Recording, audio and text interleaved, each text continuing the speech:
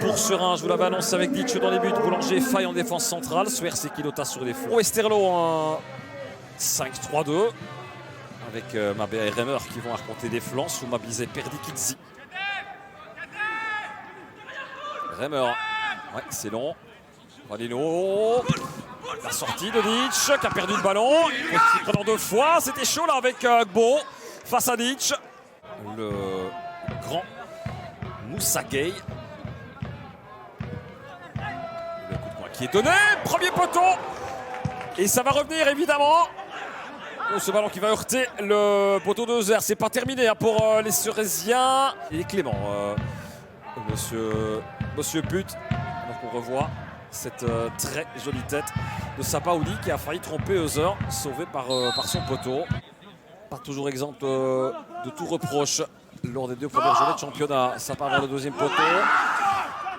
Et la tête de Perdikidzi qui passe très largement à côté. Il s'en veut de reculer et de procéder par des longs ballons. C'est le cas ici avec cette balle. Vers Bernier, ça passe. Attention à l'occasion ici. Bernier dans le grand rectangle. Le ballon chez Quilota.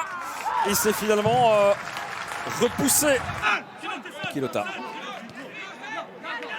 Mikotadze qui monte cette balle. Quilota du pied gauche. C'est bien travaillé ça. Mikotadze pour la reprise. Alors s'il le marque, c'est évidemment le but de cette 3e journée. À l'occasion 5 étoiles pour Westerlo. Brûle, c'est finalement Brûle qui le tente. Pas mal. Ballon qui va lécher la transversale de Ditch.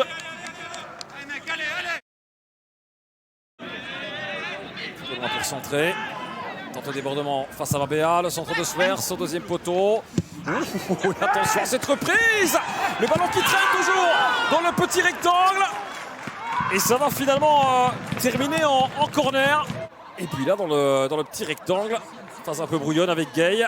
On voit d'abord le premier geste de Quilota. Le ballon qui glisse sur les jambes de l'ailier. Puis je pense que c'est Bernier qui vient reprendre ce ballon en 2e zone à gauche. Vaneno vers le 2e poteau. C'était quasiment un coup franc directement tenté. Et ce ballon qui va finalement échouer dans le petit filet. Alors qu'on vient de passer l'heure de jeu là, plus de 2 minutes. Toujours 0-0. Mais moins d'occasions franches. Très sensiblement moins d'occasions franches qu'en première mi-temps. Peut-être ici avec Vaneno pour le tir de Vaneno. C'est très bien joué de la part de Lucas Vaneno qui ouvre son compteur but personnel et qui trompe d'un tir croisé Guillaume Ditch. Vaneno, c'est bien amené, très belle combinaison, plein axe. Et puis là, il faut aussi pouvoir l'enrouler évidemment. Encore une fois, la vista, la vision de Christian Bruls.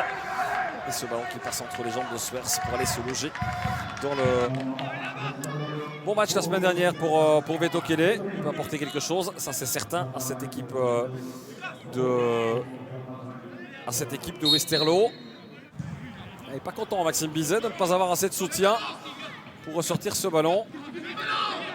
Abrahams pour le tir, ouais pas mal, c'est cadré. Ça a le mérite d'exister, mais c'est un ballon qui n'est... C'est chez Swers. Diallo. Ouais, il va tenter sa chance, Diallo. C'est un tir cadré pour Serein. Euser pour le dégagement alors qu'on vient de rentrer dans les 10 dernières minutes de cette rencontre. Plus bien sûr quelques minutes d'arrêt de jeu. C'est pas mal joué ça, ce relais avec Vetokele, le 2e but de Westerlo. La baisse est sans doute dite. Changement gagnant pour Bob Peters. Il est rentré au jeu il y a quelques minutes et l'Angolais plante le 2-0. Résienne Dupéré. Ouais, ça va trop vite pour la défense. On savait les soucis de marquage parfois de cette défense centrale. Et Boulanger ici qui se fait prendre de vitesse. Il ne sait rien faire sur cet envoi de Igor Vetokele. Qui ouvre donc forcément lui aussi. Alors qu'il s'est donné l'espoir de revenir dans cette rencontre aux Cérésiens. Le ballon glissé à Swers, le centre tendu. La reprise, c'est pas fini. Et Diallo. Alors je ne sais pas quel est le joueur qui s'est ramassé le ballon. Monsieur Put ne va plus tarder à siffler la fin de cette rencontre. À l'instant même d'ailleurs, avec cette victoire entériné, cette première victoire et ses premiers buts de Westerlo.